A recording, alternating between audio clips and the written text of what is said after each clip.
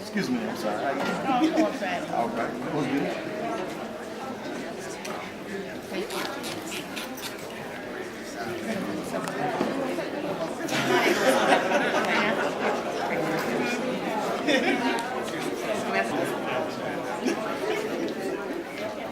All right, everybody.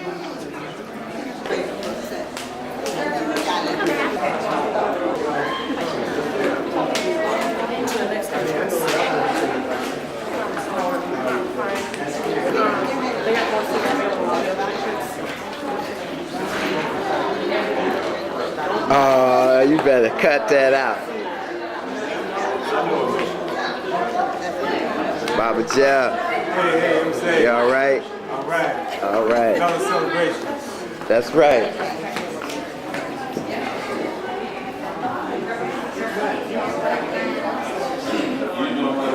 Ta-da! Get in folks' face.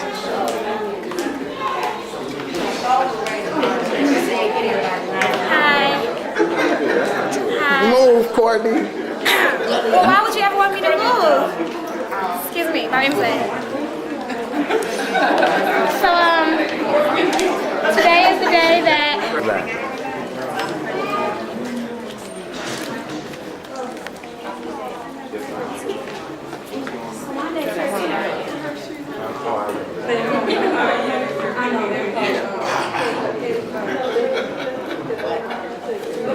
All these stately individuals. All these African people. We're in the USA, would you believe that? I mean the US of America. Okay. All right. All right, you can show off now, Courtney. Brazier. Oh, wait. Brazier got blue toes, too. Thank you. Hi. Okay, all right. Liza, you don't have enough letters.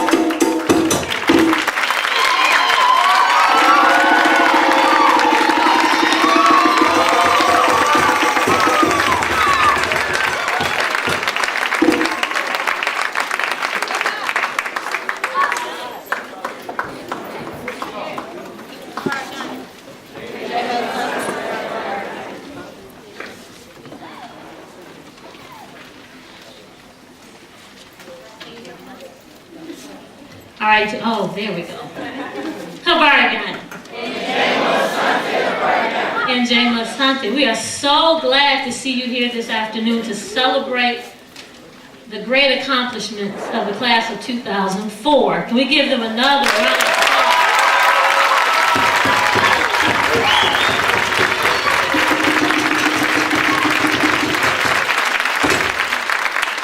We are so proud of each and every one of you, and everybody in this room is here to celebrate you. This is your day. This is the day you've worked for, you've struggled for, you've rewritten papers for, you sat in my office and complained for. This is your day.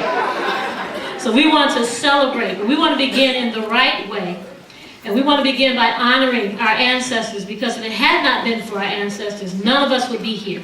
We wouldn't be able to have a celebration like this. And so I'm going to ask Baba Mzee to come forward and pour libations, and then we're going to ask everyone to join us and stand after libations for the singing of Lift Every Voice and Sing and the DuBois Preparatory Academy Pledge to African People.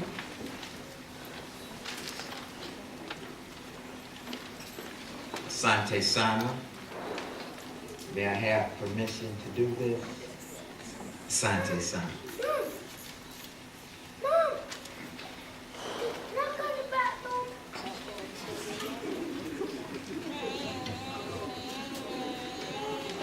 Barigani, James Asante.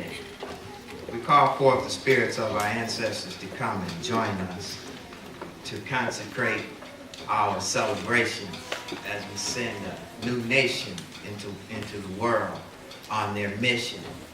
We begin by acknowledging that which is indescribable and has no characteristics and therefore has no name. To that we say, Ashe. Ashe.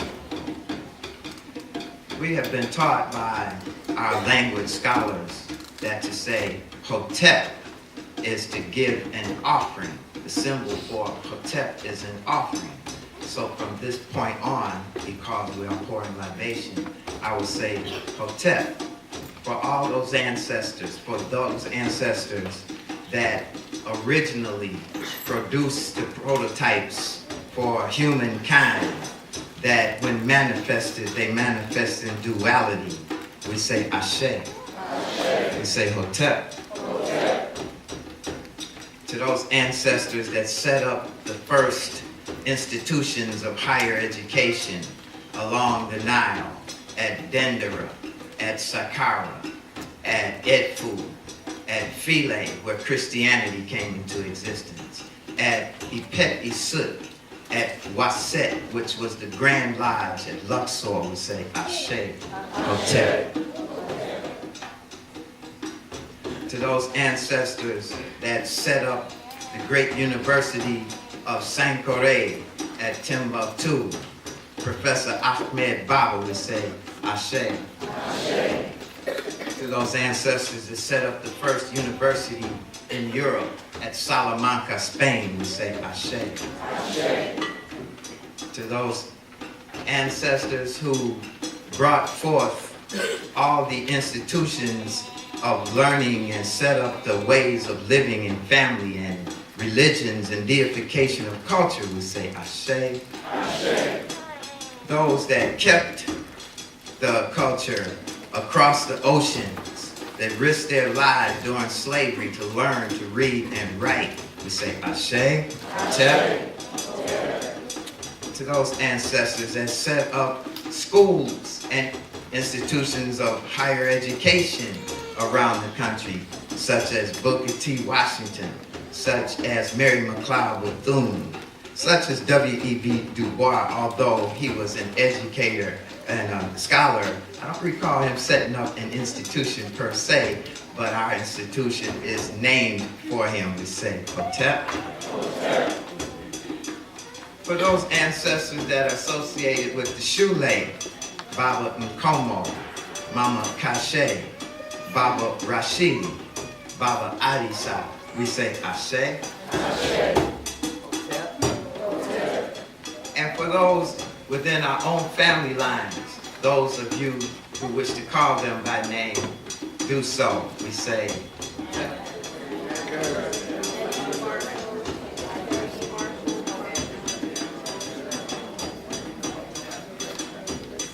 Hotep. For those yet unborn, to which we leave this institution, we say Hotep. For those ancestors, after we finished our celebration, we beseech you not to take any of us with you, we say Hotep. I hope y'all don't mind, but I gotta sneak this one in. We want the ancestors to keep the Lakers basket blocked.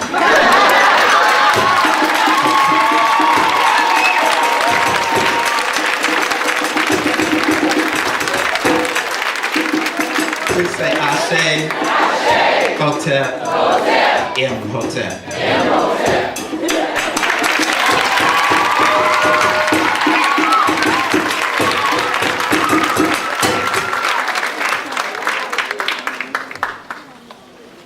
Asante Sana. We'll make a quick parenting call. Sada, please locate your younger brother for me, please. At this time, everyone, please stand for the singing of Lift Every Voice and Sing. We're going to sing the first verse.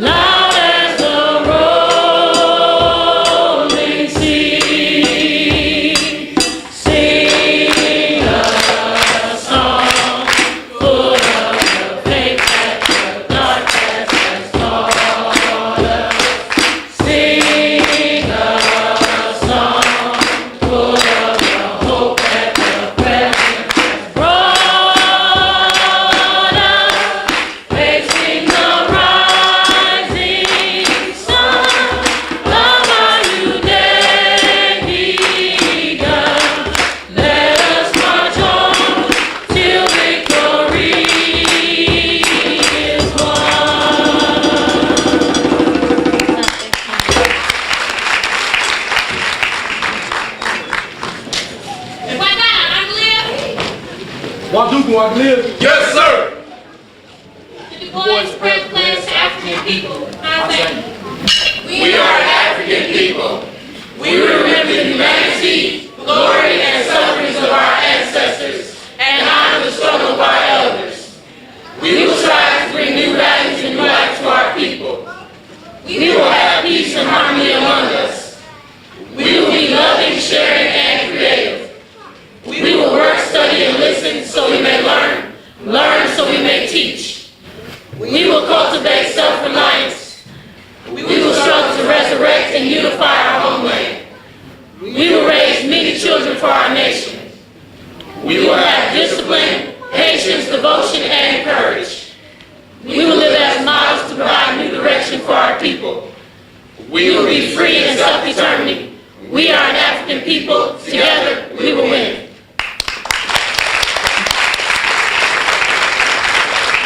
Graduates, you may be seated. At this time, it's my great pleasure to turn the microphone over to our Master of Ceremonies for the evening. Please welcome Baba Joseph to the podium. Baba Bakari.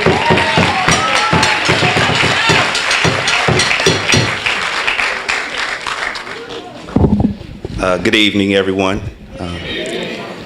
I'd like to start off by welcoming all the people on stage this evening, our distinguished board members, Mama Namoy, Mama Malkia, Mama Soul. If we could give them a round of applause. Thank you very much.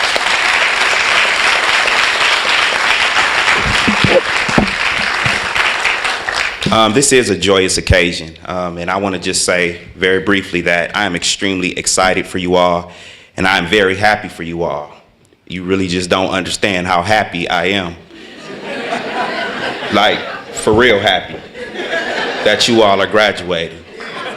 Thank you. Thank you. I appreciate you all working hard and getting through and getting out.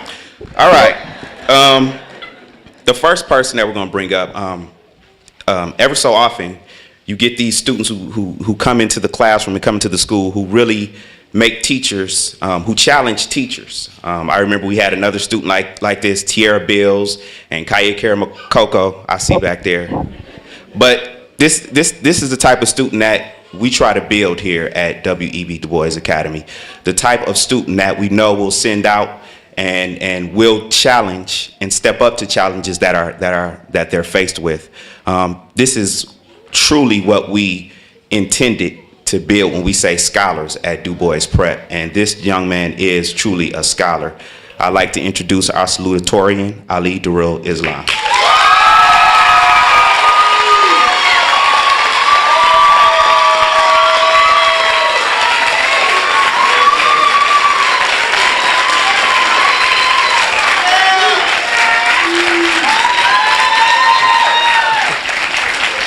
Thank you. Abaragani. I would like to thank Baba Joseph for that very heartfelt introduction. Before I start, I would like to ask permission from my elders to speak. Asante. I'm proud to welcome everybody to the graduation ceremony of W.E.B. DuBois Preparatory Academy 2004. I welcome our elders attending this ceremony today, who have taught us many things and disseminated their many years of knowledge upon us and served as a guide of determination, wisdom, and righteousness. We say thank you.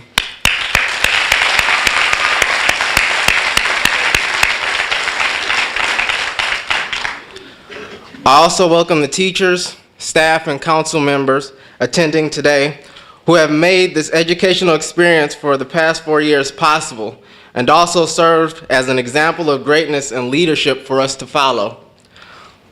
I would also like to welcome the parents attending this ceremony, for it is because of you this moment is possible. Though this graduating ceremony is in honor of this class of 2004, the honors and recognition received today is purely a reflection of your leadership, love, guidance, and parenting. So we thank and appreciate you for that love and support.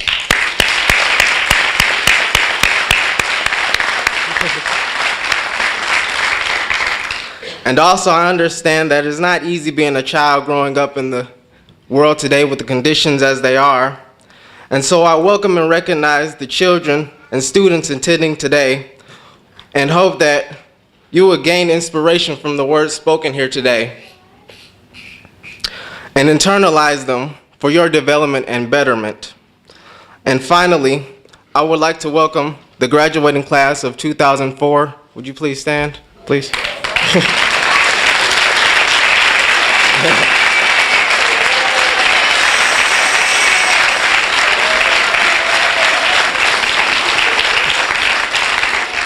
This has indeed been a very grueling yet prosperous 4 years for the class of 2004 of W.E.B. DuBois Academy.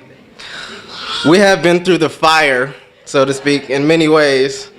We have been through the fire with ourselves, with each other, and with administration at times. So true. But despite these internal and external conflicts, we have found perseverance to be our best ally.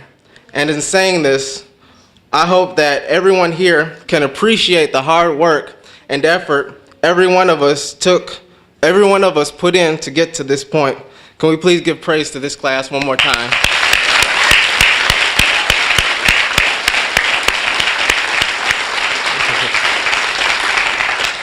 Welcome to the 2004 W.E.B. DuBois commencement ceremony. Thank you.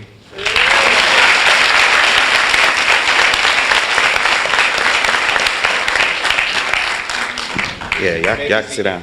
That was very good, Ali. You did a great job. See what I mean? That's exactly what I mean. And I'm still happy that you all are graduating today. I can't really, I don't know how to really introduce this next person, but I'm just going to say that this is someone who's inspired me and been a mentor to me, and I appreciate every moment that she spends with me. And when I think of African-centered education from now on, I really truly am going to think of this person. This is the founder and director of Aisha Shule, W.E.B. DuBois Preparatory Academy. Can we please give a warm welcome to Mama Imani Humphrey.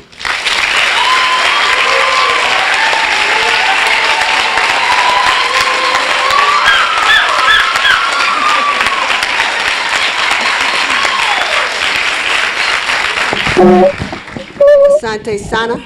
All praises are due to the Creator, to African parents, to African walimu, and to our children. Everything good and valuable that I have comes out of that, and my family, of course.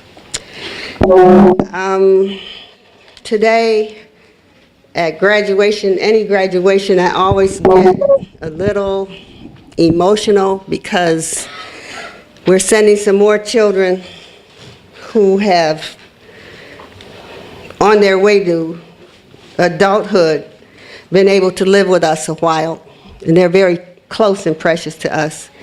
We know each and every one of them, and each and every one of them has our heart.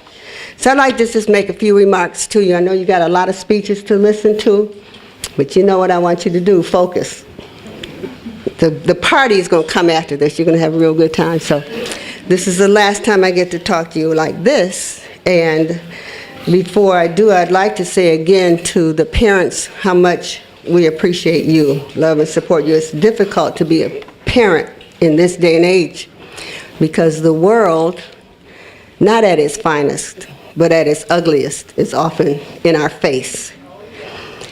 We don't have anything to gradually introduce our children to some of the horrors of the world. They see it from the time they're in the high chair. So we have to do all that we can to give them another aspect of life. Places, institutions like this one, institutions like the Shule and other African-centered schools, Timbuktu and Sorma Institute, the black businesses, our churches, our temples. We have to provide sanctuary for our children, and they certainly have to be liberated spaces. They cannot be spaces where other people tell us what to do. We have to be self-determining. So to the class of 04, Taifa and Mpya, New Nation people, your journey as a child is coming to a close, and many of the decisions that have been made for you will no longer be somebody else's responsibility. Your commencement, which is your commencement is the beginning. Your commencement from high school is part of your rites of passage, taking you forward to the exciting worlds of higher learning, work and career, and eventually marriage and familyhood. W.E.B. DuBois Preparatory Academy and your parents have worked with you to get you ready, not only for graduation, but for those decisions and actions you will now often make on your own, although you'll be calling home. They'll call home, and you know, Bill Cosby said they come back too. So you'll still have the advice and the support of your parents and teachers, but for the most part, you are going to decide, if you have not already, what college to attend, what organizations to join, how to spend your money and your leisure time, who to listen to, what friends to choose, in other words, your lifestyle. You've been prepared to have a lifestyle of a strong African-centered person. With whatever else you do and wherever else you go, that's who you are, that's who you will be. So as you commence, begin the life-shaping experiences that lie ahead, our hope for you is that you remember the lessons that you got at Aisha Shule and DuBois Academy as a student here, and that they stand you in good stead. Pull on them. They're your treasures. So I have a few reminders that I want to give you today. The first one is to remember the Nguzo Saba. Practice unity and self-determination. Work with others. Share your resources. Remember your purpose. Show pride in your actions. Bring beauty and order into your lives and wherever you go. Help to make people happy.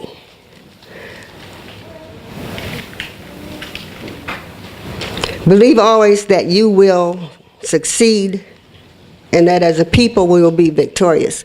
Don't believe what people say about us.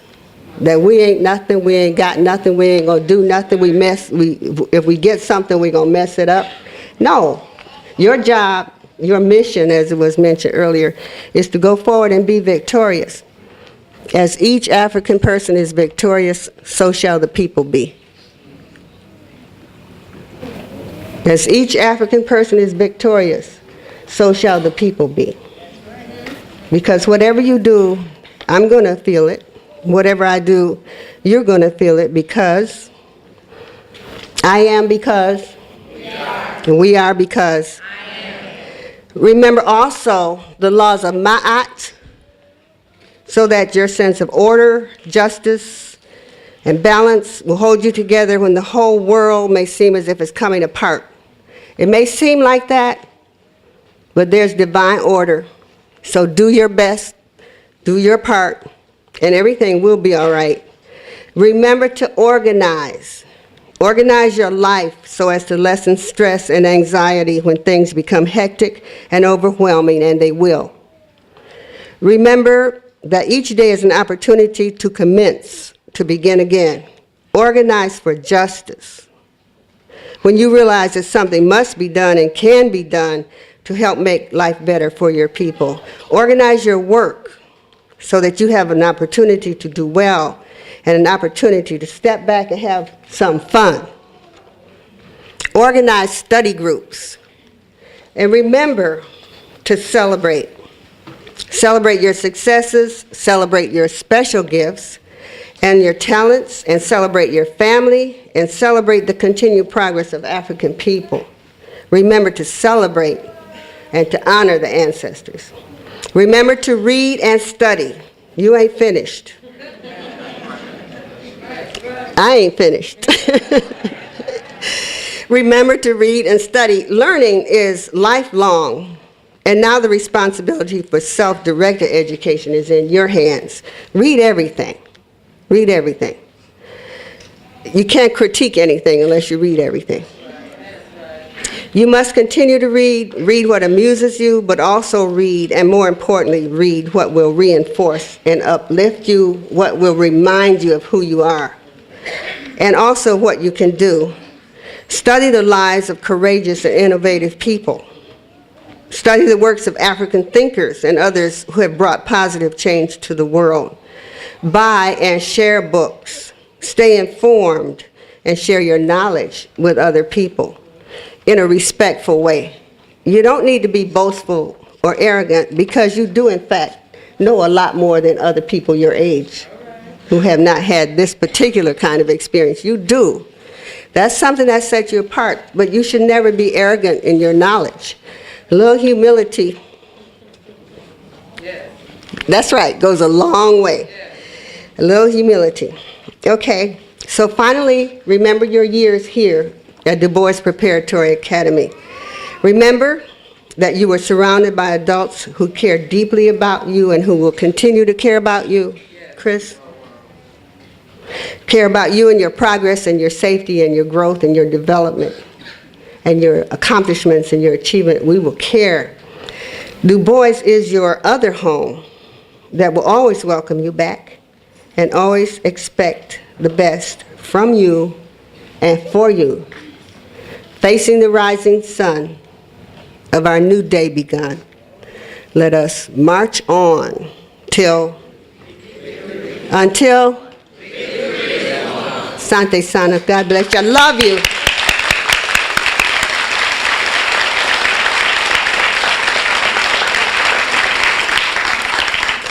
Before I sit down, this is a kind of unorthodox thing to do in the middle of a graduation.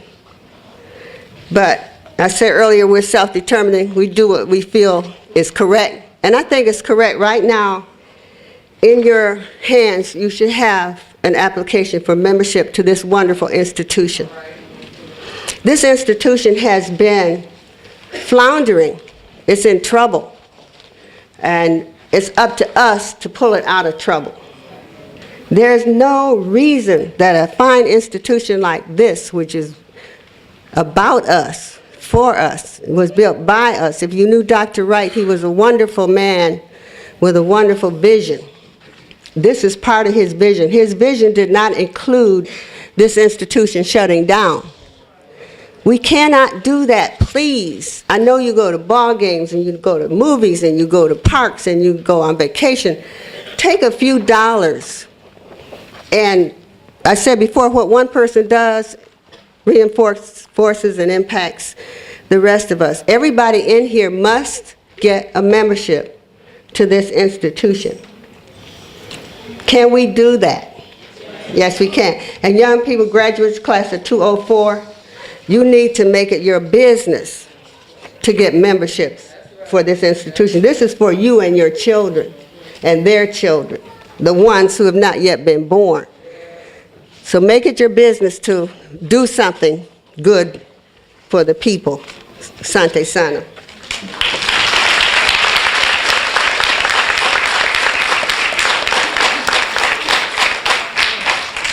Sante Sana. It's once again my pleasure to bring up two students who are our valedictorians this year. It's very interesting because I've had this group of students since they were in 9th grade. I think all of them, and the things that the minds of these students, it just always amazed me. The way that they spoke, the way that they thought. The way that they worked. Towards the end, they got a little shaky. You know, everybody gets senioritis, but it's okay. But through the years, we've grown to love these students and realize how beautiful and intelligent they are. And once again, I can't stress this enough that we are building scholars. And these two students are perfect examples of the type of students that we want to produce, that we are producing. So I would like to introduce to you all this evening our co-valedictorians, Sister Shelby Bennett and Brother Jonathan Nichols.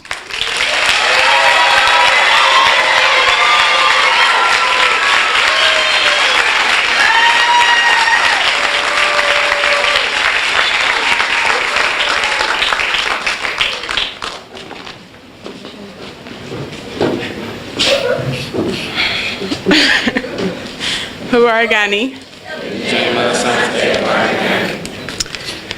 May I have permission from our elders to speak, please? If I have received one value or one thing from the Shule, it would be the practice of unity. Yes, my mother instilled the Nguza Saba in my siblings and me, but the Shule has taught me how to use and practice unity, umoja, amongst others. From the beginning in 2000 to the end, 2004, here we stand, tall and proud. We stand before you as unified individuals. However, we began as immature children. Now, with the assistance and guidance of our teachers, parents, and each other, we have developed into mature, somewhat responsible young adults. During this past year, our class has conquered many obstacles. Throughout this journey that we have embarked upon, we have lost a few members of our family and we have gained a few members of our family. We all began together and we are all here together. This year has made me realize how many brothers and sisters I truly do have.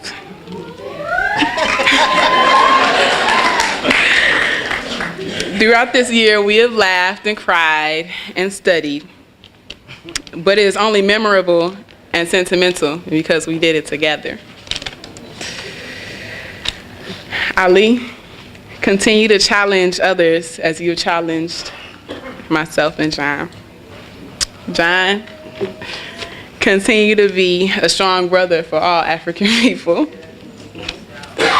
Monet, continue to bring your unique creativity to the world as you have our class. Angela, use the love that you put in your cooking and your food to feed a nation. Javonda, Continue to bring determination and creativity to everything you do and everyone you come across. Charvet, continue to cultivate the strong scholarship that you display and cultivate others. Brittany, raise strong children, Brittany. Raise strong children. Adia.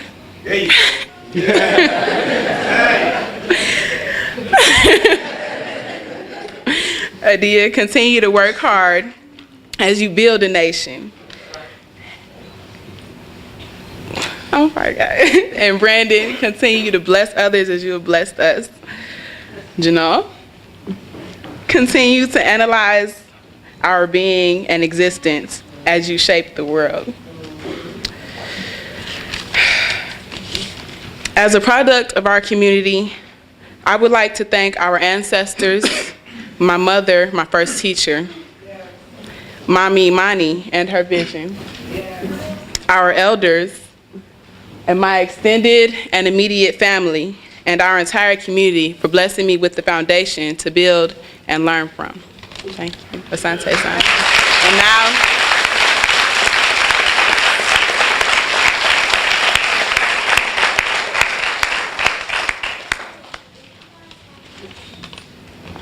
oh, excuse me. I'm sorry. I apologize. There's one brother in our class that brings laughter all of the time. And I completely overlooked him, and I do apologize. Freddie.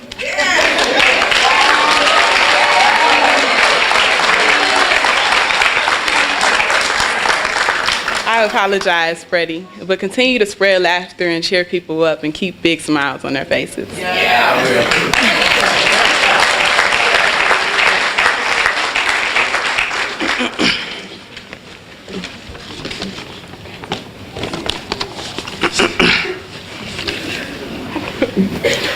Habari Gani.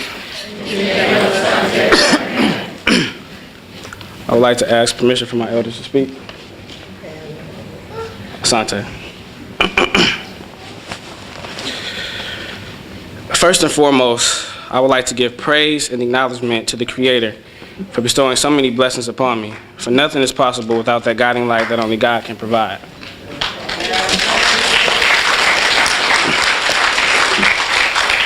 I would like to give a special dedication to two great ancestors, the late Baba Rashidi Reddy, inspirations, and one of my greatest mentors, who now watches over me smiling with his locks blowing in the wind. And to the late John Daniel, my grandfather, whose values have helped to shape my life. He'll always and forever be remembered. To my class, 2004.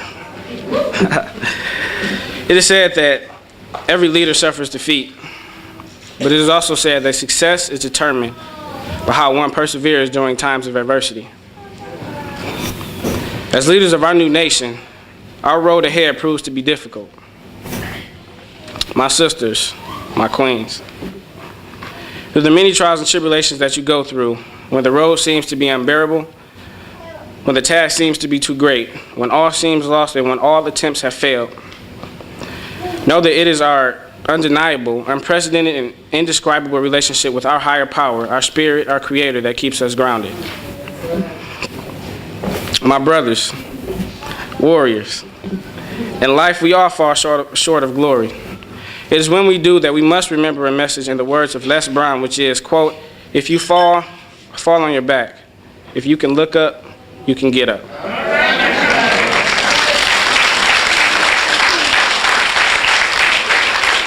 We have all been together for 4 long years. Every one of you has truly become my brother and sister. We have had an experience together that no one else on this planet has been a part of. The love that we share is unique. Not many other senior classes can say that they have attained a relationship with their classmates that is of any comparison to ours. Our relationship is truly exclusive. It is my belief that everything happens for a divine reason. It is no mistake that our parents put us in this institution. It was no mistake that we have all stayed together all 4 years of high school. It is no mistake that we are here today representing not only Detroit's, but the country's finest students.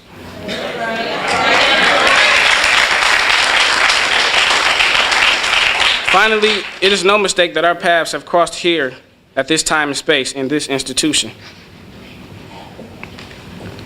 We have now reached a point in our lives where we are going our separate ways, and our paths are moving in different directions. However, as Taifa and Mpya, the new nation, we are all charged with the responsibility of leading our people to the point of liberation for the mind. We will all go into our chosen field of study and will all encounter opposing forces. When you go into the vast world to try and lead our people, remember this message by Naeem Akbar. Quote, "You must structure your world so that you are constantly reminded of who you are." End of quote. Shelby, Ali, Gatson, Jannar, Javonda, Brittany, Charvay, Adia, Angela, Monet, Freddie, and Edmund. Thanks for being who you are. And may you take the world by storm and show them what Shule folks are all about.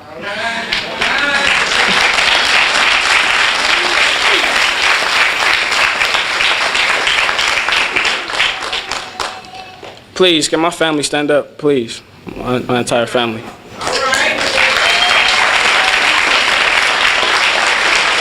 Thank you all for being there my entire life and for supporting me. I thank you greatly. Asante.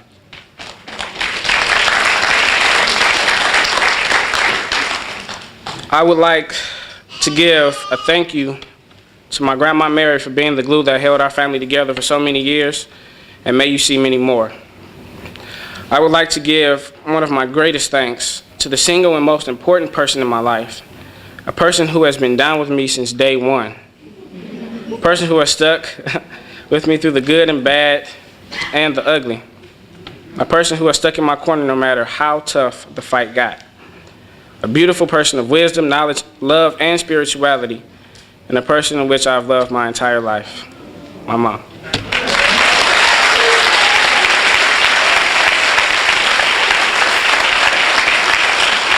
I would like to give thanks to the Bibles who helped me in my rites of passage, the brothers of W.E.B who helped me go through, and of course, 7 of 9, my brothers who stood online with me.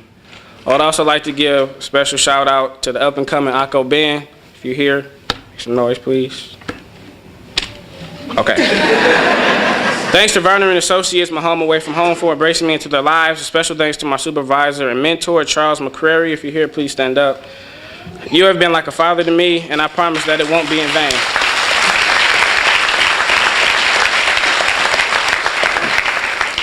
To my school, Aisha, Shule, W.E.B. DuBois Preparatory Academy. 9 long years. Oh, man. The first thing I would like to do is give a very special thanks to the woman who had a dream over 30 years ago, who said that the new African child will have a broader vision. She sacrificed much to provide an institution that strayed from the norm and taught me the importance of thinking outside the box. Thank you so very much, Mami Mani Humphrey.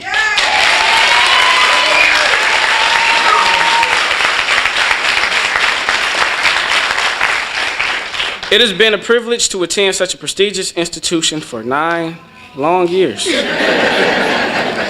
There is no way for me to repay everything that I've gotten from this school. I really received the love for my people here at this school. This institution amplified my consciousness of our condition as African people.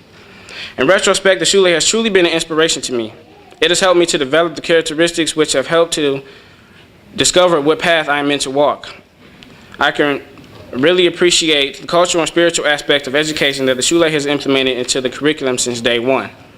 I feel that the Shule has helped me to develop the unequivocal love that I now have for myself and for my people. They have truly produced at least one more revolutionary and a child of the purple flower effect. Let me explain what that is for a second. You see, imagine you're a bird flying over a vast field full of beautiful yellow flowers. As far as the eye can see, there's nothing but beautiful yellow flowers. Now imagine in the middle of this vast field, a single purple flower, a beautiful, rare, and unique flower, sticks out.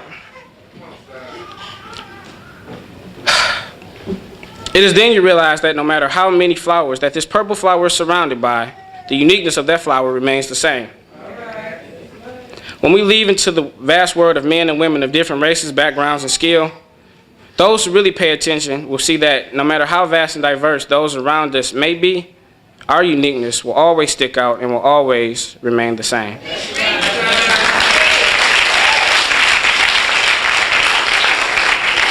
When we leave high school, become that purple flower and stand tall for every bird to see. And I advise the up and coming seniors to do the same. It is my wish to be able to take at least a small bit of what I've taken from the Shule and give it to others as I use architecture to aid me in helping my people as I figure out how it is I'm going to go about fulfilling God's will. Until next time, my people, my family, my community, Aisha.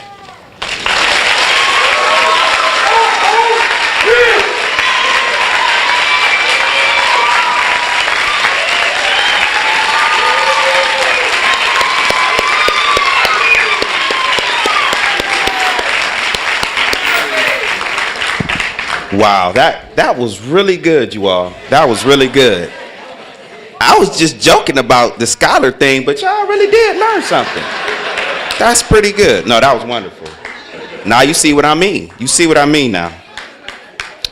Right now we have a special selection that will be performed by the DuBois choir, led by Baba Bronson James.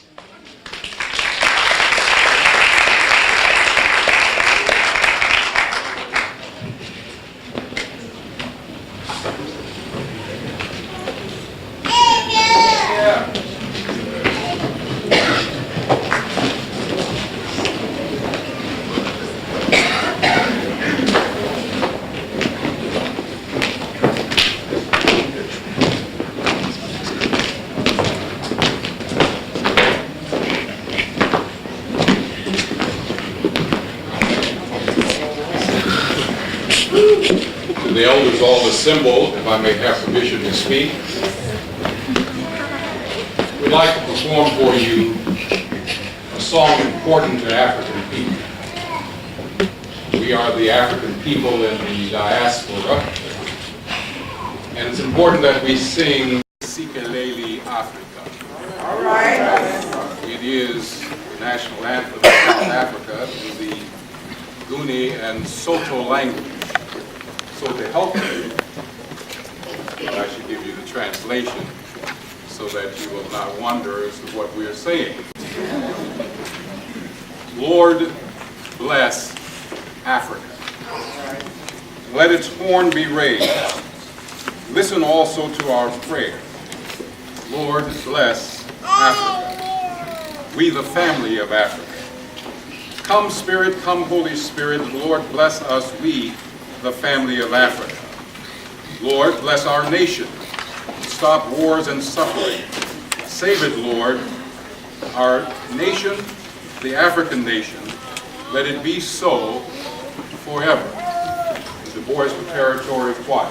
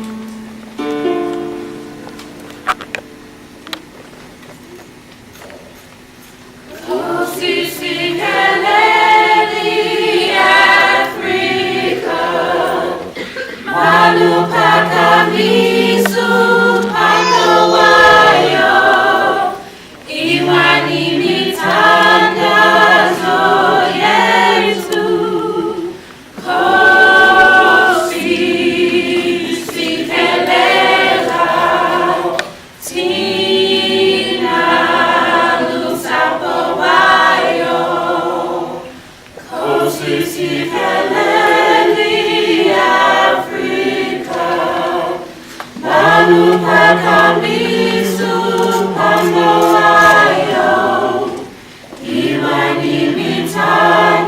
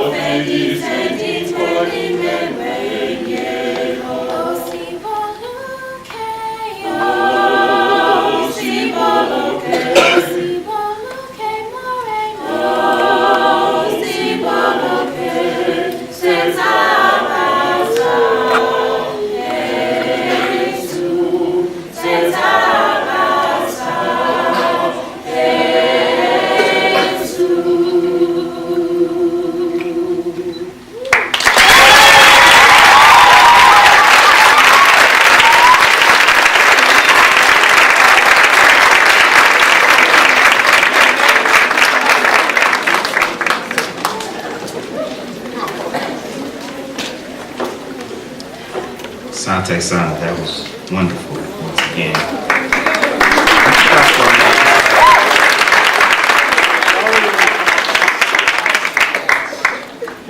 I'd now like to bring to the podium the chairman of our board of directors, who is a former parent whose son did graduate from DuBois Prep, so I'm sure he's proud to see this once again. Baba Jeff Edison.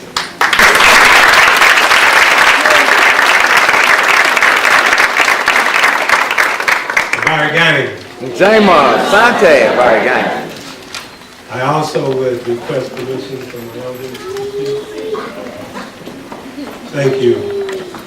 As the chairman of the board, I'd like to exercise the prerogative just to make a few acknowledgments before introducing our speakers. And that is all of us today. The celebration of our graduating class of 2004, we've witnessed some of the fruit of the Shule. However, I'd like to acknowledge the gardeners, the persons, the folks who have tended the garden that bore this fruit that's before you today. And I'd like to have the staff and faculty, all the support staff of the Shule to stand at this time, please.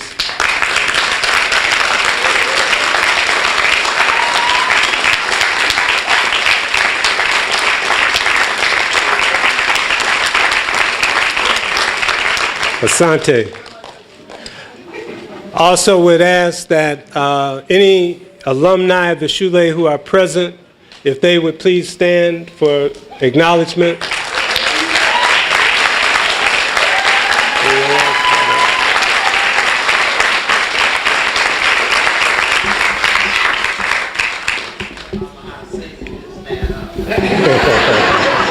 Keeping up DuBois Prep. And also, it is so very important that we educate ourselves, we educate our own. I'd like to acknowledge our sister, brother, African-centered academies. Anyone here from Timbuktu? And we have, of course, Mama Malkia, the founder of Timbuktu, but also any staff.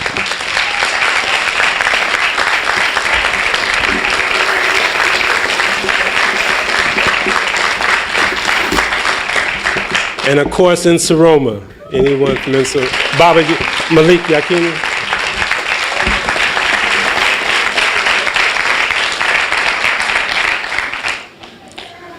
Thank you.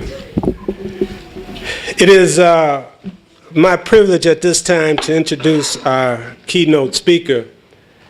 I kind of find myself in an unusual position at this time because I've had the honor to be on many different podiums together with Minister Dawud, but never had the opportunity to introduce him. And it is indeed a pleasure. I know perhaps many of you often have heard him either on the radio, on talk radio, speaking. Perhaps you've seen him in various community forums as a representative of the Honorable Minister Louis Farrakhan and the Nation of Islam. However, I've had the good fortune of knowing Brother Dawud for many years. I don't know quite how many years, but certainly at the time of meeting him together with his beautiful and lovely wife, Sister Lenore, it was at a little corner restaurant that was called the Corner Pocket. And at that time, Brother Dawud and Lenore were providing nourishment for our bodies and our spirit. And in many occasions, we come in the pocket and just talk a little bit. And in those initial meetings, came to find out that Brother Dawud and Lenore were products of Kettering High School.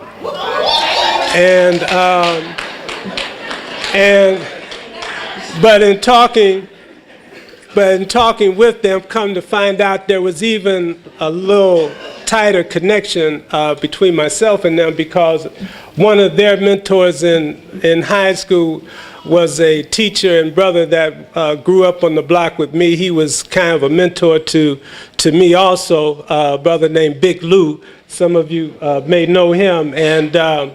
But over the years, I guess at that time, no one would ever knew the responsibility that Brother Dawud would assume. Responsibility as an African, a responsibility as a freedom fighter, responsibility as a minister. And he is truly multi-talented. Just recently come to find out that Brother Dawud is also a prolific artist. The brother I don't know where he gets all this creativity from, but he truly is a bona fide artist and has exhibited his work in many different places over the years. And I don't think many people know that. But most importantly, I think Brother Dawud is a man of integrity.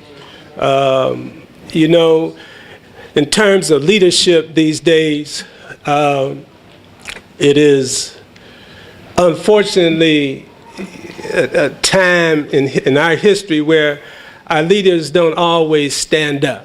Our leaders are not always accountable. Our leaders too oftentimes sell out. And Minister Dawud certainly does not fit that mold. He's not someone who will sell out. He is someone who truly speaks truth to power. And he's able to do that because not only has he accepted the responsibility as a leader, but he is truly a student. See, to be able to lead, you have to study. You have to be prepared. As Mama Imani said, you can't critique unless you read. You have to know what you're talking about. And wherever Dawud speaks, he is always trying to teach. He's always trying to pass on the wisdom and knowledge that he's been blessed with. He has a sharp mind, a critical analysis, and one that all of us truly can use. And so as our first speaker spoke, he had suggested that his fellow classmates and certainly all of us listen to the words that are spoken from the podium. And I ask that we do that as I call Brother Dawud up. But you know, he has a task here, because the speakers from the class of 2004 today have set a high standard. They all have spoken very eloquently.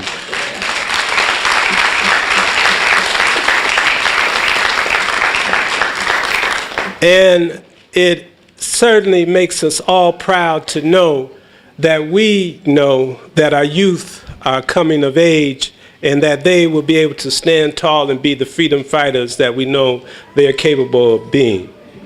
And so as I call upon Brother Dawud, I know he is often referred to as a representative of the Honorable Louis Farrakhan and the Nation of Islam. But I call him not only as a representative of Minister Farrakhan, but as a representative of African people, as a representative of those of us here in this auditorium. And so it is my sincere honor and privilege to call Brother Minister Dawud Muhammad.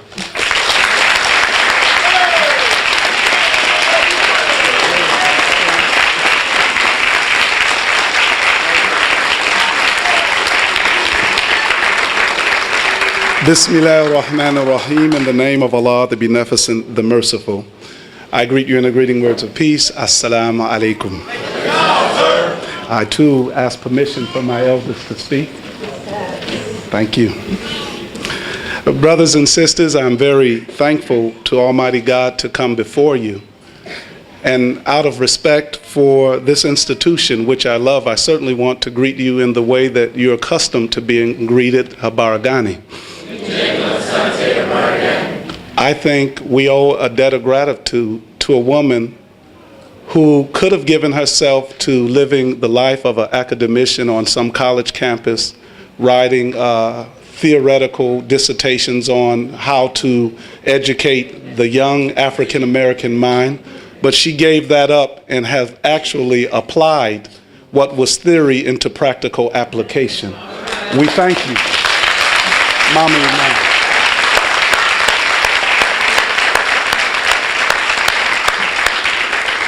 Now that's not me trying to puff her up. With the wisdom that this woman has, trust me, any institution with sense would love to have her. And it takes tremendous sacrifice to be an educator, especially in the context of not hiding on a campus and trying to get tenure, but really trying to engage the minds of our young people. And I've watched the school evolve. One of the things you should be very aware of if you are a student of our great history as a people is that African culture is not static. It is an ever-evolving manifestation. And if you don't understand that, you'll be trapped in a period when, if you study simply ancient Egypt or Kemet, it had dynasties. And each dynasty that came about, there was some evolutionary process of development that advanced the people forward. And I look at this institution in that way. When I think about Aisha, Shule, it's a natural birth to see W.E.B. DuBois Preparatory Academy. That's only natural. So I guess we better be looking forward to the next installment. I don't know if it's going to be El Haj Malik Shabazz or Harriet Tubman University, but we should always look ahead. We should always look ahead. Now today I have the privilege and the honor of saying a few words to our future. I have the privilege and honor of perhaps imparting some wisdom into your minds, hopefully. One lesson I've learned is that wisdom is never forced upon anyone. That's the very nature of why it's called wisdom. Wisdom is presented. It's simply offered. And then it's left up to the individual who acknowledges the value of that wisdom. And those who acknowledge the value of wisdom, they're called wise. Then they take the wisdom, and they don't wear the wisdom. They don't paint themselves with the wisdom, nor does it touch their ego or their pride. Wisdom finds a place in the most profound part of the soul. And that is that humble part of you that simply wants to know more, not for the benefit of yourself, but the benefit of yourself, your family, and your community. My teacher, the Honorable Minister Louis Farrakhan, has taught me self-improvement is the basis for community development. To do something good just for you ain't good enough. I've been taught that good is no good if it's just good for you. The greatest good is that good that goes beyond you and touches others, and not just within your time, but in future generations. I would hope that you understand that education is a spiritual process, and as Mama Imani put it so beautifully, you gotta study, and she said she even studies today. And certainly I never come before people without having studied something, and I love this magnificent universe that is fertile with new birth, if you pay attention to how to capture the moment and draw out of it that which will be of benefit to you. I purposely came with no notes to show you that if you're a good student, you can carry the outline in your head and go on to the next level. Now, as students, I would say to you that I'm going to now break the rules of English language and say to you that you must keep ing in your life. And then there's some ing you must eliminate from your life. If you are a student of ancient Egypt, then you know about the principle of Ma'at, and you know that there are other principles in ancient Egypt taught on the laws of opposites, and that all things seen have a corresponding unseen reality. Well, if you understand that, the seen is usually something that most people get messed up on, because what you think you see, you really don't see.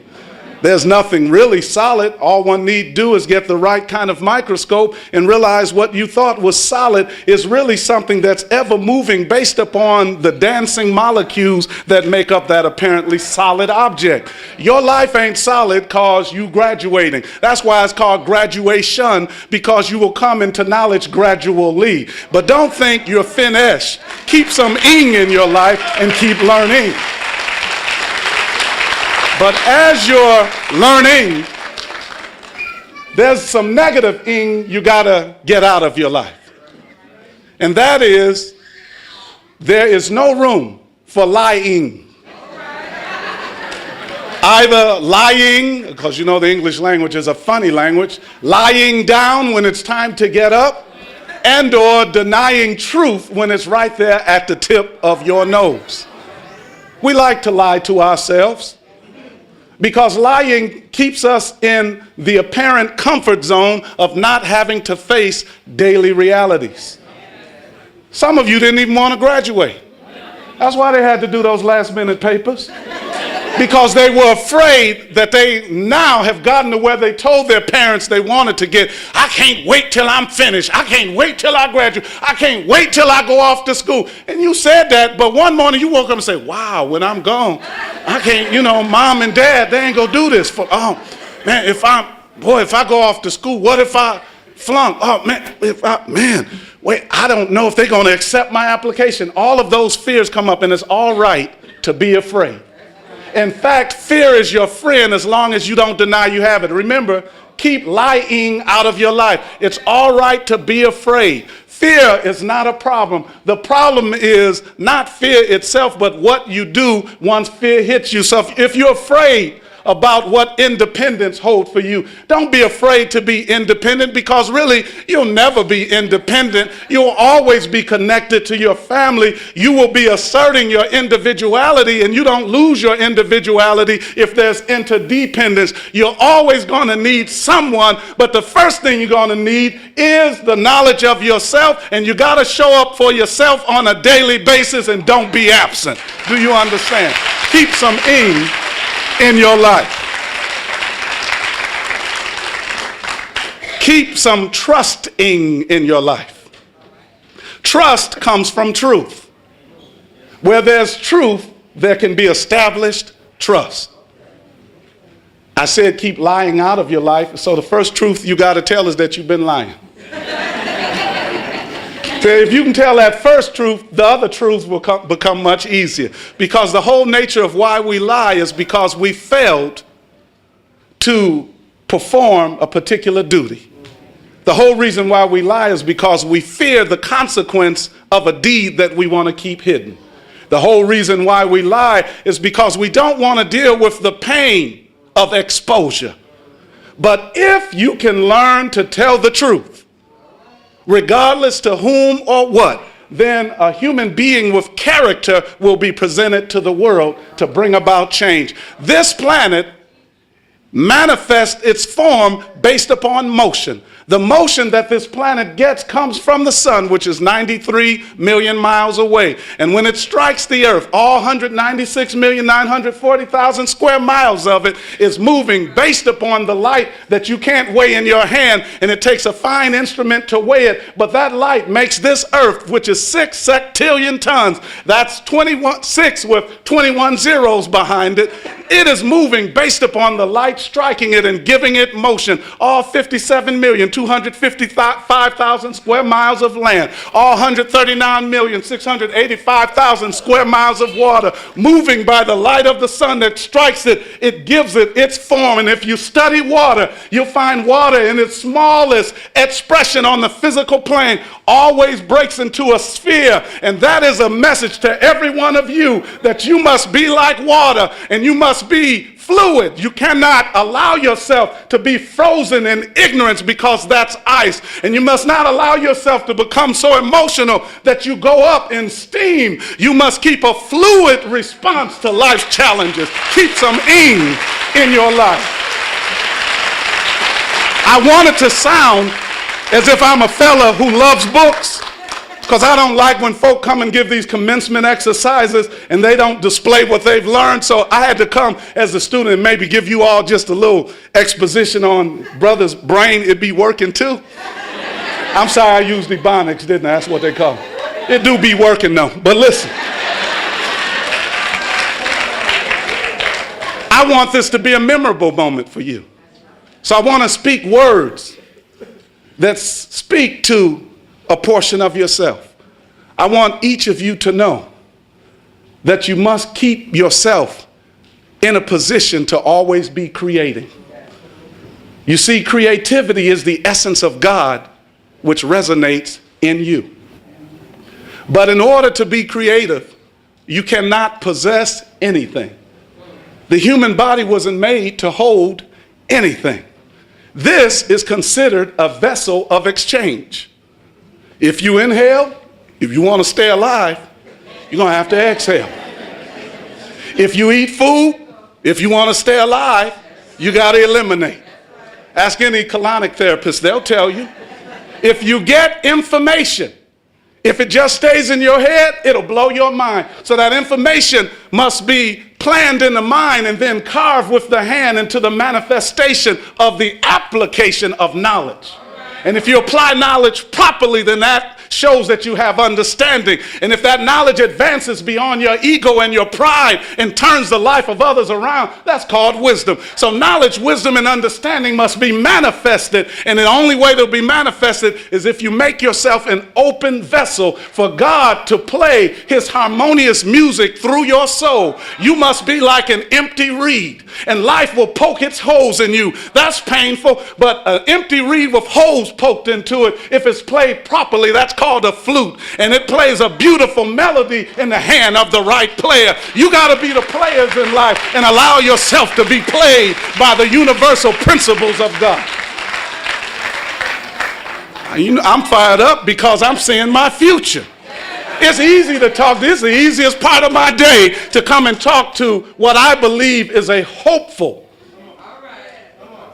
and beautiful and great and magnificent future. As I listened to the speeches, I mean, they sat down and wrote some stuff. I heard the brother use the term amplified.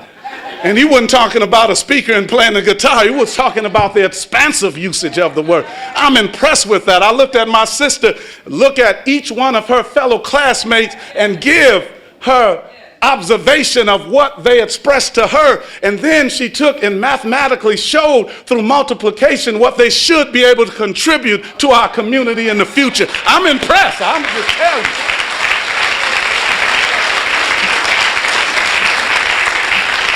Now I'm about to close. I say keep some ing in your life and remove some ing from your life. Remove worrying from your life. Ain't gonna help you none. Did you hear me, Angela? That's my daughter, so I can do that. Keep that worrying out of your life. As I said, the human body is not made to hold anything forever. At some point, it has to either be eliminated or used and shared. Worrying, that's wasteful. That should be eliminated. Why? Because I'm a student of the Honorable Elijah Muhammad. In one of his books, How to Eat to Live, he said we actually have two intestines.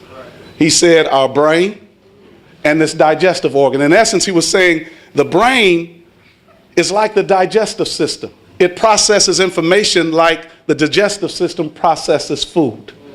And so there's some stuff that if you put in your head, you become mentally, spiritually, and emotionally constipated.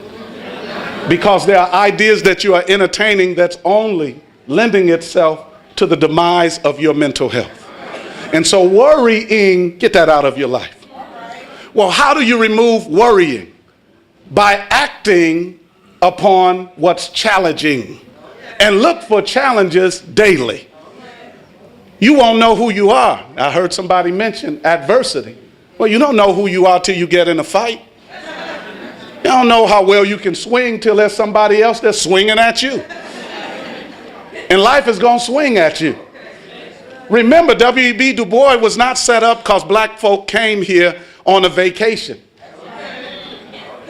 W.E.B. DuBois was set up as a direct response to our people being brought across the Atlantic on the Atlantic slave trade and stripped of name, language, culture, God, religion. A school, an institution was set up because there's a woman, Mommy Imani, she said, give it back. No, she didn't say give it back. She said, I'm going to seize the moment and take it back. And you got to have that attitude when you leave out of here. This is not a woman that's going to ask the enemy for too much. They keep resisting, she going to take it. I deposited not one child into this institution, but two. My daughter Akila graduated from W.E.B. DuBois Preparatory Academy, and she is a very proud alumni. She done came back home, and I got a grandson there. And I have a son-in-law. He's still alive, so you know he all right, don't you? Now, why did I play? And Akila has been in Mommy Imani's hands since Highland Park Summer School, Aisha Shule. And that girl loved Mommy Imani and Mama Easter, my gosh. That's all that would come out of her mouth. I absolutely trusted the teachers, the faculty, and staff of the institution, because I know they don't come to work just to get a paycheck. Going to work to them is going into the minds of these challenging youth that my brother hopes to have a restful summer so he can get ready for the next ones. But I thought about this, and this is what I want to leave on your minds. One of the most important things you can keep in your life is mining. You're familiar with mining, diamond mines and gold mines. You've been told to be mindful, meaning keep yourself in a constant state of mental awareness and sharpness. Well, the thing I would leave with all of you today, our wonderful graduates, is that you must develop a diamond mine surrounded by golden wisdom. Now, does anyone have a ring on in here? A gold ring with a diamond on it? If you got one, hold up your hand. Ain't nobody gonna take it. You got a diamond ring there? Can I see it for a moment? I can't see it. Well, you got to hold up your hand then. Your arm gonna get tired. Now, if you look at that ring, or the person who has a ring next to you, sweetheart, did you wear your ring? Of course, okay. If you look at that ring, the ring is gold, and you all are good students. That ring is 360 degrees in diameter, is that correct? And then if you got a diamond on it, it's crowned with a diamond, and a diamond is carbon in its crystalline form. Carbon, which is a very brittle substance and easy to break. A diamond actually is carbon that has been under a unique process though. And that is equal pressure surrounding it, intense pressure. You remember we talked about the earth weighing 6 septillion tons.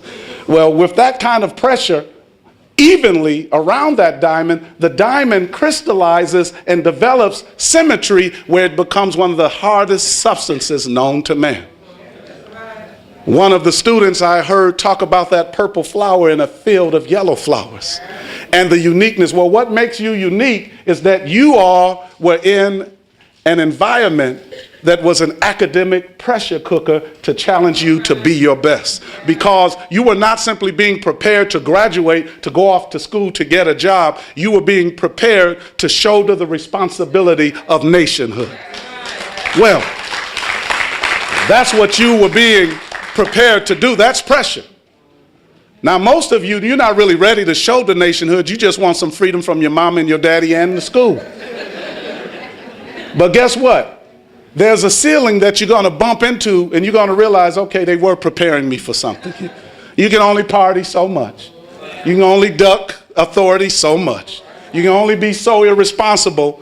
Ultimately, you pay a price for that. I know I can't stop you, not even my own. But I do know that if the right warning is given, you only go so far. Some will go over the edge blindly, but if properly taught, you'll look over the edge and you might get hurt a little bit. Might slip and hold on to the edge, but you climb back up. But listen, you got to have a diamond mind. Meaning that you got the potential to handle the most difficult situations if you knew that that pressure would produce something of beauty. Now, the beauty of a diamond isn't simply that it can be worn. That's its least value. Its greatest value is that it's used on fine instruments because that diamond tip does not break. A diamond also has the ability, when properly cut, to refract light. Meaning that when light passes through it, it breaks the light up into its component prism of colors. In you is ultraviolet, which helps one to see in darkness. No, that's infrared. But in you is ultraviolet as well, which is such a strong light that if you lack melanin, it'll just eat your skin up. But what it's pointing out, those colors represent different qualities that are in you. And each color represents a wavelength. Darker colors, short wavelength, lighter colors, longer wavelength, all representing your ability to take this world and its wisdom, and when it comes through you, something in you will capture a part of this world's knowledge and wisdom and manifest it through your gifts and talents that will touch humanity. Don't be a lump of coal. Don't forsake the pressure of the Shule. Go out into the world, because now you got to take on more pressure, because now the diamond must be polished. Well, the only way the diamond is going to be polished is that you can also be supported in a ring of golden wisdom. And gold, in order to get it, you're either going to have to get it through a stream, the alluvial method, or you're going to have to dig in the earth, in those veins in the earth, and find it and mine it. Either way, it takes labor. And even when you find gold, it still has to go through the refinement process, and that takes heat. And if you can't take heat, young brothers and sisters, you won't be able to build a future for us. It's just going to be heat. Yeah, you're going to fall in love, young sister, and want to forsake your education. I say, deal with the heat of passion, but don't let it consume you. Go through the heat of passion. Complete your education. We need you. I said that to the young sisters. One thing you can't put protection on, that's the heart. No condom gonna protect that. And your heart can get captured as much as hers can. And sometimes, you know how the old folks say, once your nose is open, can't nobody talk to you. My job is to be responsible and tell you these things, that you got to deal with the heat of your own passion. It takes a real man to live from the neck up. It takes a real man to make decisions from the neck up. It takes a real man to stand on his principles from the neck up, because from the waist down, that doesn't take intelligence. All it takes is for you to give in to a few minutes of pleasure. You said it was an hour, but it was really 5 minutes, but it could be 5 years taking you off the track. Please excuse me, but I just got to talk real to us. That way, when you leave, you can say, he was off the hizzle for shizzle. But anyway, listen, in closing, you must keep the golden ring of wisdom around you, meaning that anything of value has a difficulty factor attached to it. That is what my teacher, Minister Louis Farrakhan, has taught me. If you want something valuable, get ready for the difficulty. It's coming. Doesn't mean it'll overcome you, but it's going to be difficult. Anything of value is going to require that you step back far enough to assess its value and determine what you're willing to sacrifice in order to get it.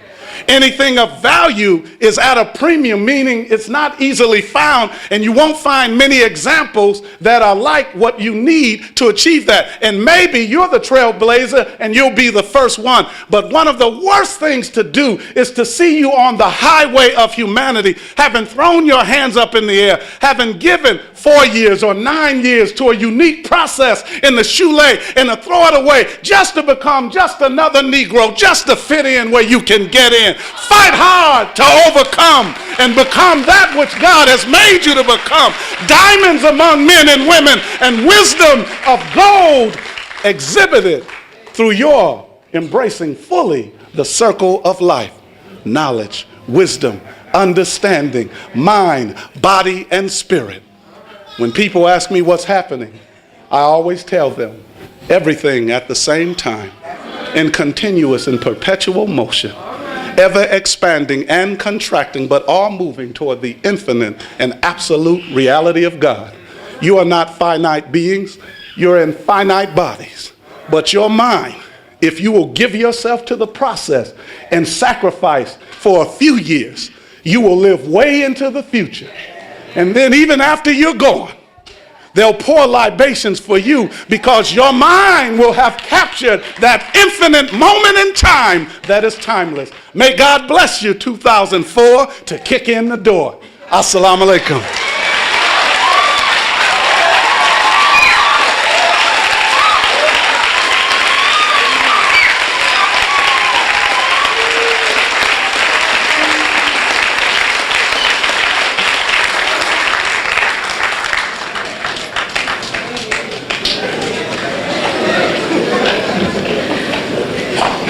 Well, my children, you have been properly challenged.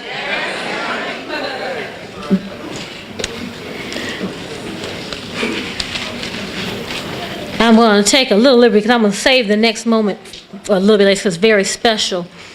Permission from my elders to speak. First, to the graduates, I just want to say to you all that I love you very, very much. Even the times when I fussed at you, it was all so you could get to this moment, and I am so very proud of each and every one of you. And I know in my heart that you all are going to do great things on behalf of your people. Mommy Monty asked me to say a few words about the accomplishments of the class of 2004. I'm proud to say that they all are college bound. They've all said they're going on.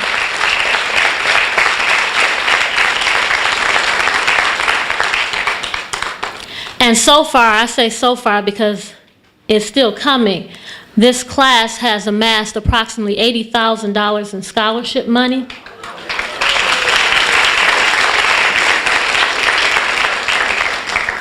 But I want to acknowledge especially our 4 honors graduates. Sister Shelby Bennett is one of, was it 20 Coleman Young Scholars? 6 Coleman Young Scholars this year.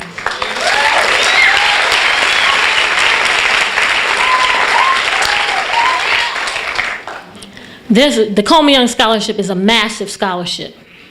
Shelby doesn't have to worry about paying for school now. So we are very proud of her.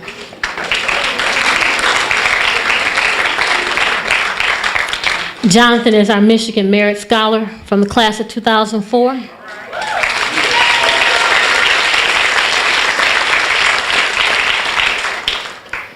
Ali has received a full scholarship to U of D Mercy.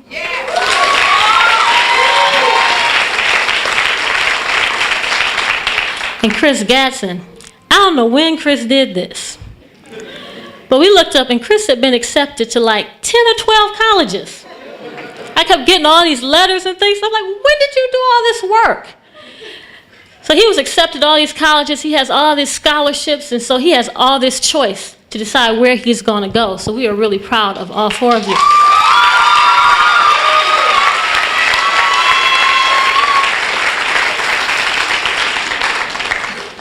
I have a special scholarship presentation. Our donor has asked to be anonymous, But this is the Paul Lawrence Johnson First Annual Memorial Scholarship. Paul Lawrence Johnson is an ancestor who was dedicated to the education and future of our young African American male students in their pursuit of higher education. And I have this envelope, it's like at the Academy Awards here. Ooh, somebody didn't want this envelope open. All right. But this year's recipient of the Paul Lawrence Johnson Memorial Scholarship, and this is going to be an annual scholarship for the brothers who graduate from the W.E.B. DuBois Preparatory Academy. This year's recipient it's a book scholarship for $200, and this year's recipient is Jonathan Nichols.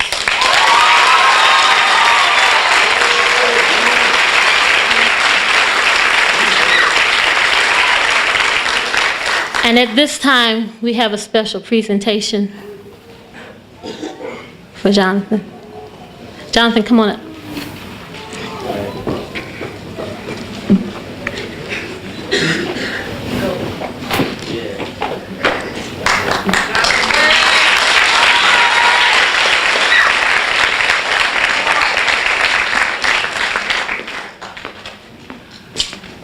Thank you.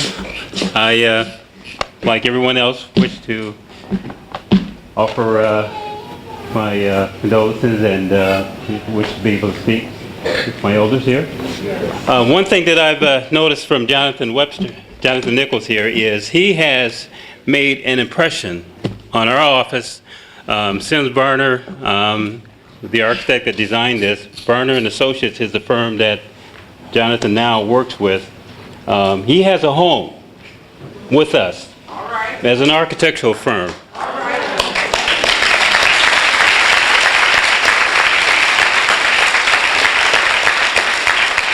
Whenever he's home from school, on vacation, leave, or graduation, you got a home.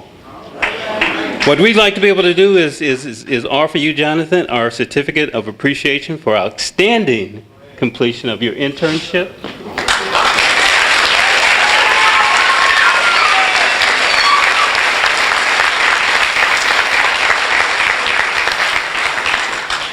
We also have another tenant within our space who has imparted knowledge to Jonathan Webster with Fifth Studio. Keith McKnight would also like to offer you his appreciation for the work that you've done with us. I'd like to say one thing about Jonathan, if I may. Jonathan, within 20 minutes of being in our office, made a unique impression. We knew at that point how unique and how different he was. All right. This man is gifted, not just with architecture. He selected architecture as being his path to the future. But he did something uncharacteristic that most people can't even do. He took a $3,000 program, which is what we use every day to draw, and had mastered it. I didn't tell him that it takes a year to be able to learn this fully. So he drew his house by memory and put it in a CAD and drew it in 3 dimensions. And it was basically a free spirit. You can turn it as an object and be able to view it. Jonathan did that in, I guess by the time you left the first day?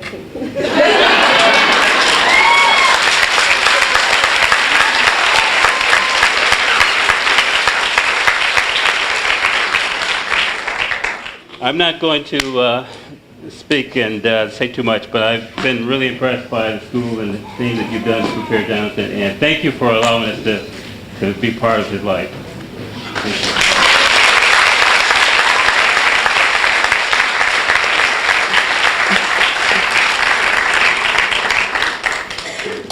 I have one more surprise before we're almost at the end.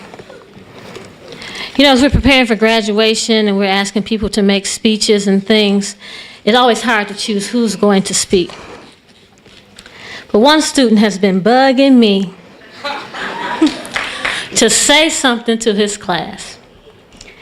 And I told him, I said, well, I have to ask Mommy Mani and see what she says. And so Mommy Mani, of course, always likes to wait and keep people on edge until the very last minute. But Christopher, this is your moment.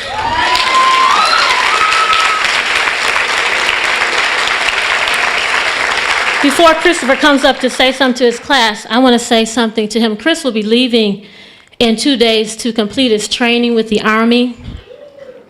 And so I want you to know that we go with you. And that I want his parents to know that our collective prayers and arms are around him. And that he is protected because we are a powerful spiritual people. And that we know that you're going to come back strong, and that through your art, Chris is an incredible artist, that the world is going to be changed. Chris?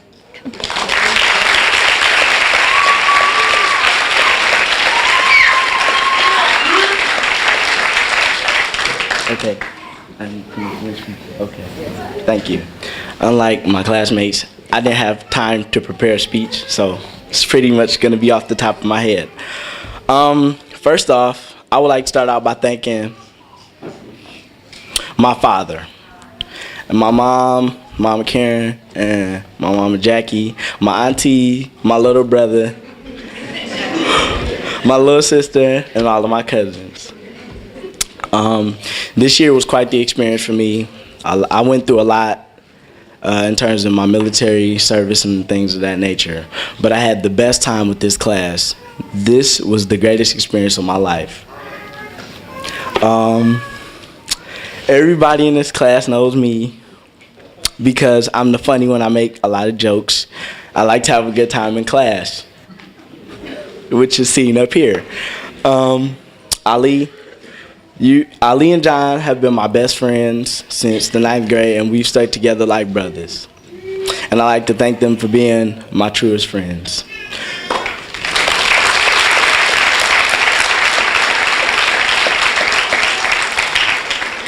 Now to all of the sisters. Whew.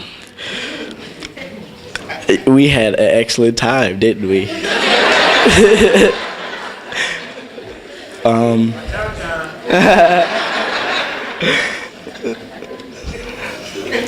As friends. But, you know, I'd like to thank all of you all and thank Mommy Imani for letting me come up to say something, and you'll see great things from me, Asante.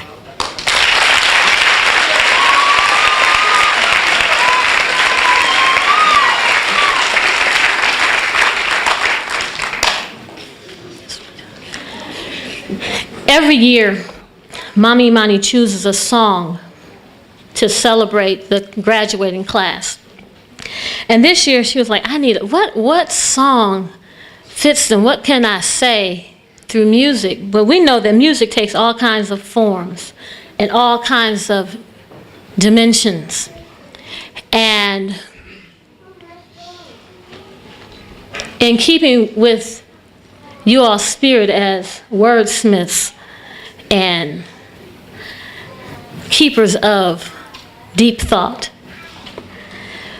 Mommy Imani has asked Mama Soul to come and share some music with you from her spirit.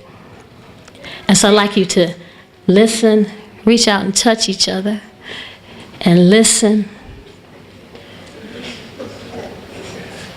to the music, Mama Soul.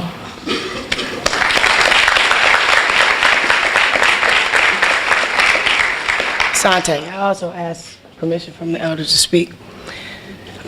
This piece of spoken word is entitled Runaway Slave, and it is dedicated to you students.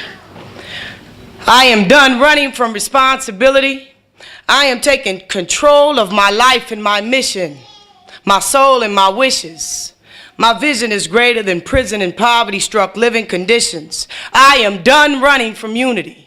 No longer will we let you tear apart our community. See, our street don't have no name and our house don't have no numbers.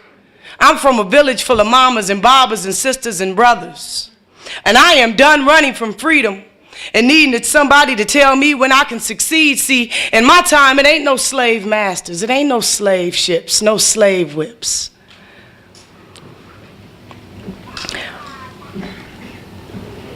Let me come back, because there's a lot of energy in this room right now, and I want you to really feel this. I am done running from responsibility. I am taking control of my wishes, my vision, my soul. My intentions are greater than prison and poverty-struck living conditions. I am done running from unity, and no longer will we let you tear apart our community. See, our street don't have no name and our house don't have no numbers. We're from a village full of mamas and babas and sisters and brothers. I am done running from freedom and needing somebody to tell me when I can succeed. See, in my time, there are no slave masters, no slave whips, no slave ships. My lips hold words of wisdom that are given from our ancestors, and I am done running from my ancestors' cries. Covering up my ears, yes, we hear them loud and clear. Echoing messages of survival and chants of rituals that is defining your purpose, so observe my stride. These are resurrected bones from the bottom of the Atlantic, and I am done running frantic. I am done running from discipline. Now I listen when my elders speak and teach. My intentions are great and formed and shaped by God. And I am done running from knowledge. I need to know everything I can and take back our stolen land. And I am done running from truth. I am reading through the lies and traps and videos and raps. My roots linked to ancient civilizations and the works of the hands that built this nation, and I am done running. I am done running and fronting on myself, saying I'm someone else when I'm fitting the description of Egyptians, but claiming Bloods and Crips when our blood dripped from chains and whips and crippled our perception of self. And I am done running. I am done running from reality and thinking that all I can become is a rapper or an athlete. I am done running. I'm done running from victory, thinking we're going to lose, and I'm knowing I'm going to win. And it won't be funny when these babies own them banks, them rappers and athletes put that money in, because they are done running. I'm done running from peace. And now I'm trying to link with my brothers and sisters and stop calling them my dogs and my niggas, because that is just mental slavery. And it is brave to be on the path that these teachers at Aisha Shule has paid for me. See, my mamas and babas, they're not confusing me. They're letting me get to know me and express me. So run away, slave, because a slave is something they've refused to be. Run away, slave, because they are done running. Asante.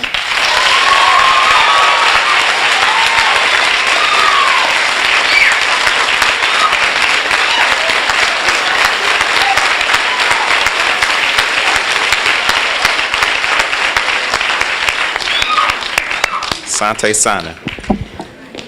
I would now like to bring to the podium, just in case you're wondering, I have to throw this in. This is the person who is responsible for these students. She has pushed them to the limits. She has caused some of them to pull their hair out, get gray hair, but you see what the product is.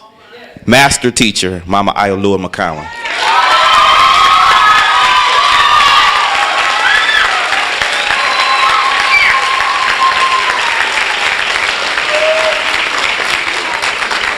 Asante Sana for that introduction. Hotep. We will now have the conferring of the diplomas with the graduating class of 2004. Please rise.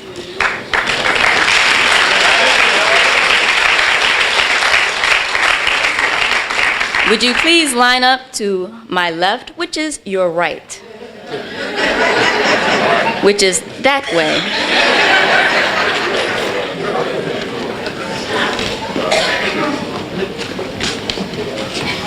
How much?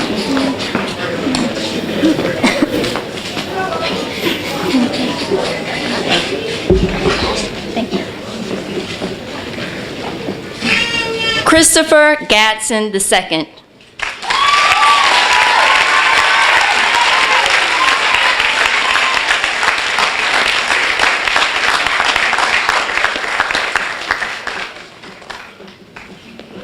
Ali Durul Islam.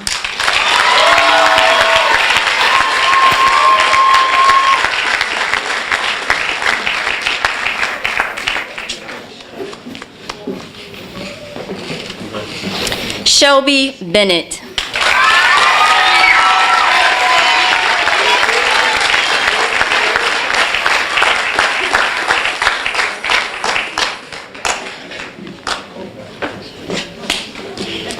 Janal Yakini.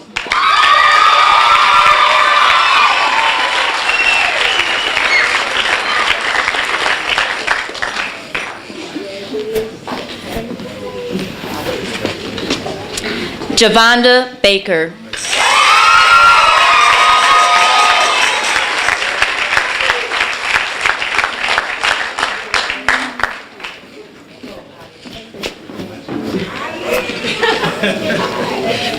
Angela Muhammad.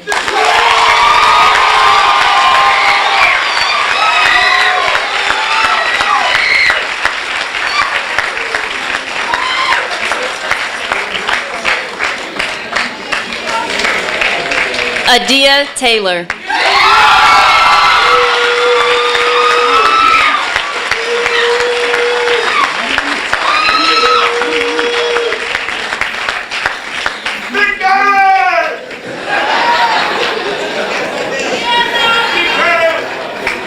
Charvay Daniels.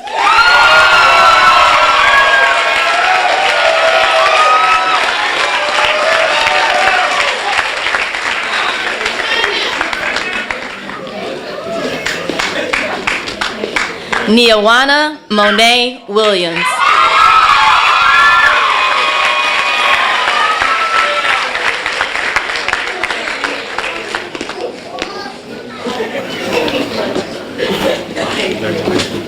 Brittany Warfield.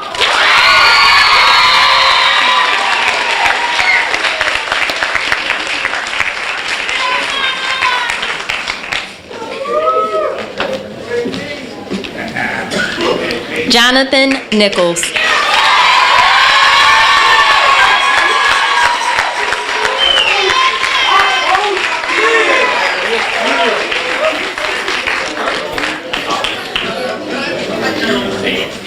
Freddie Young.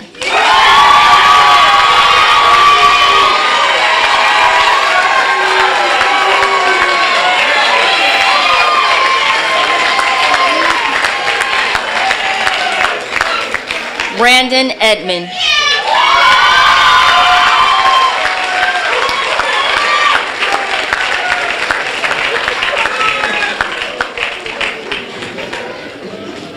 Asante Sana.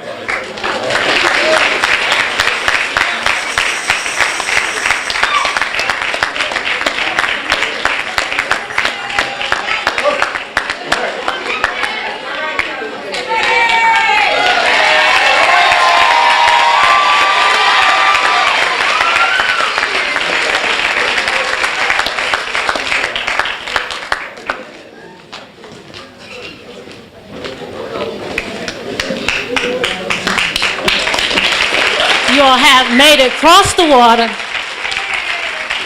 We are so proud of you. Minister Dawud? So you always stand with them.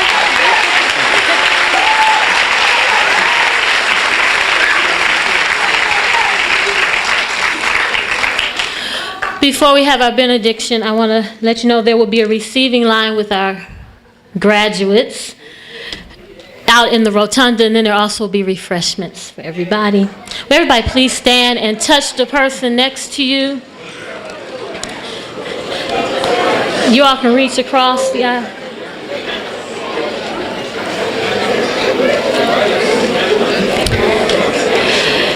And before we close, don't our graduates look beautiful? We want to thank Mama Malkia for bringing their garments all the way from Ghana. And we want to thank Miss Lucy for her creative hand in creating them.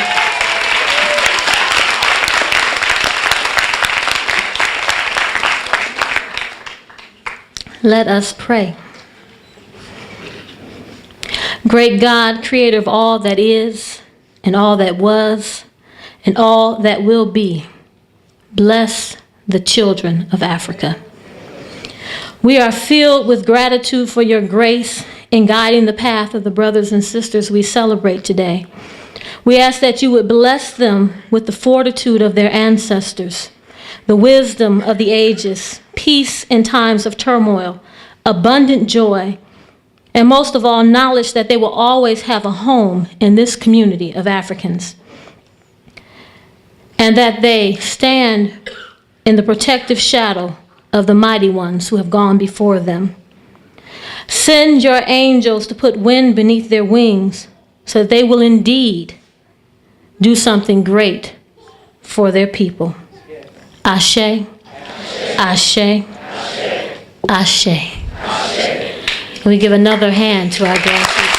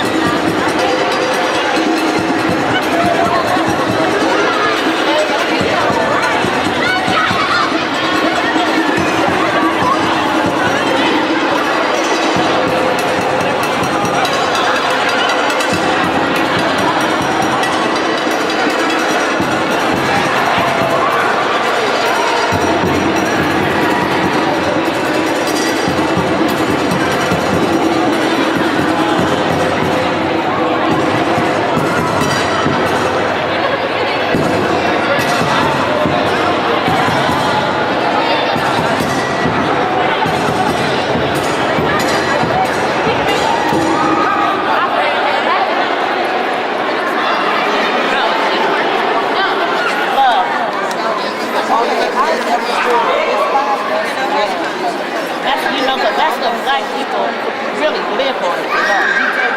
Makes sense.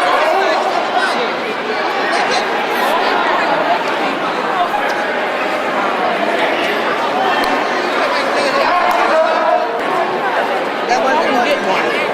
This is for the museum. It wasn't for the school. Okay.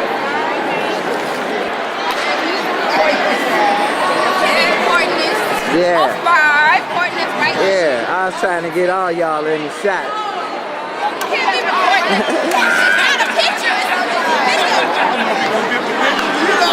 That's okay, I'll work it. I can work it. Good.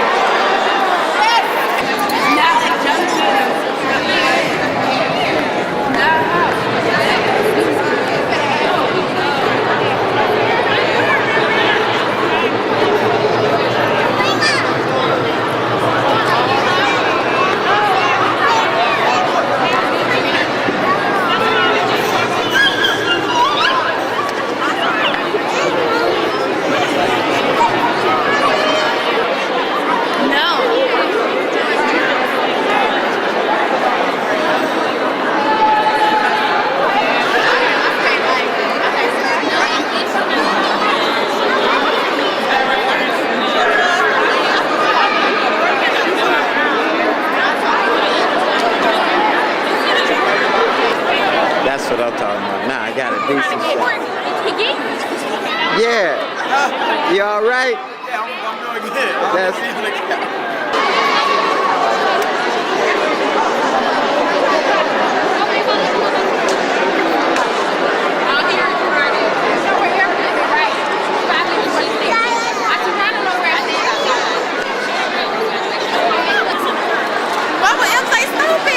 right. You know, all of this is on video. You acting crazy, it's on video. Yeah, now that's good. That's beautiful.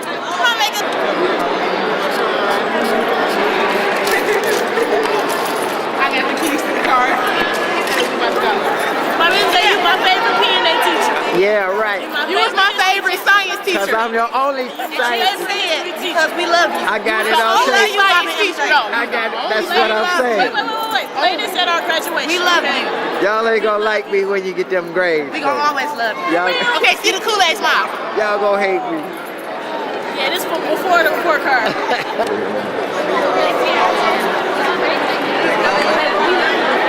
Thank you. What's up, M.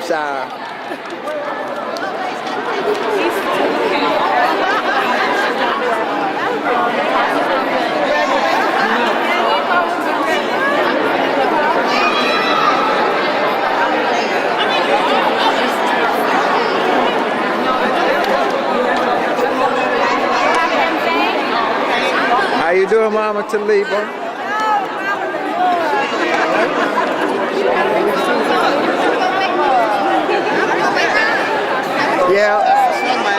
Yeah, that's right. Thank you. All right.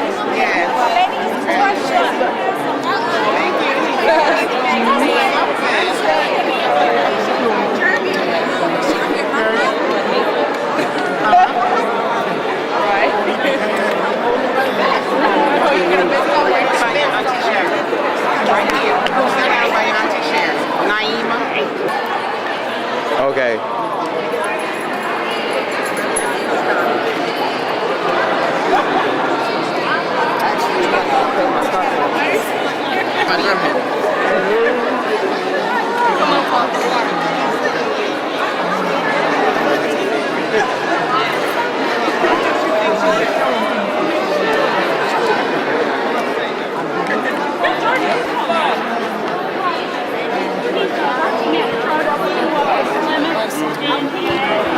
That's right. I like getting these family shots. Yeah. There's more over there. Some of these, and some of those, and some of these. Right.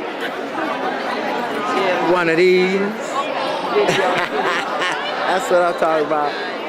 Get everybody in the shot. Money, what's that? They seniors. This is money. This is Mama Easter, y'all. This is money. That's money right there. I'm a senior. I mean, This is Courtney. I'm a senior. Hi. Senioritis. My name Again. is Courtney. Courtney must get in this, get back. Okay. I ain't 05. 05? Oh, you Oh, look at all this blue. Look at all this blue. Look at this blue though. Look at this blue. You know, we went to marches because we have IGPA in our class. Oh, is that right? Male and female. Oh, y'all cheated. No doubt. You know. Oh yeah. Yeah, boy. See, I wait for them to pose for other people's shots, and then I steal the shot, right? Cause if I, that's right. See.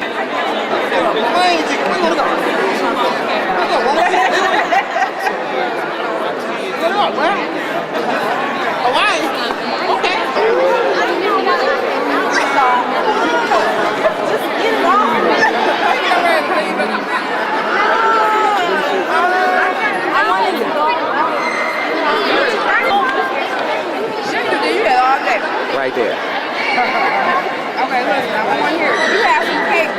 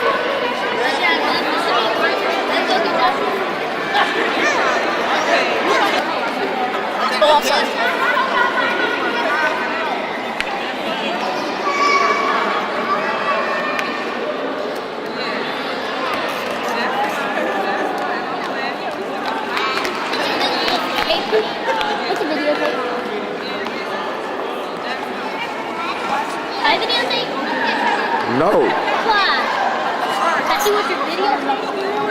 No.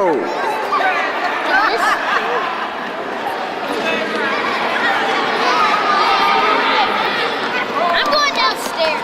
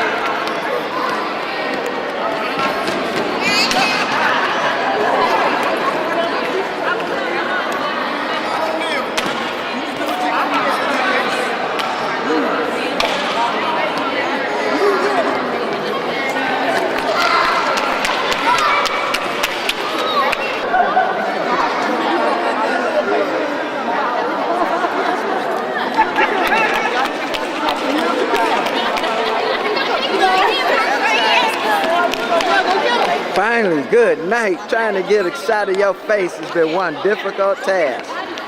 Right, you just what? You running? Yes, Mama, get her.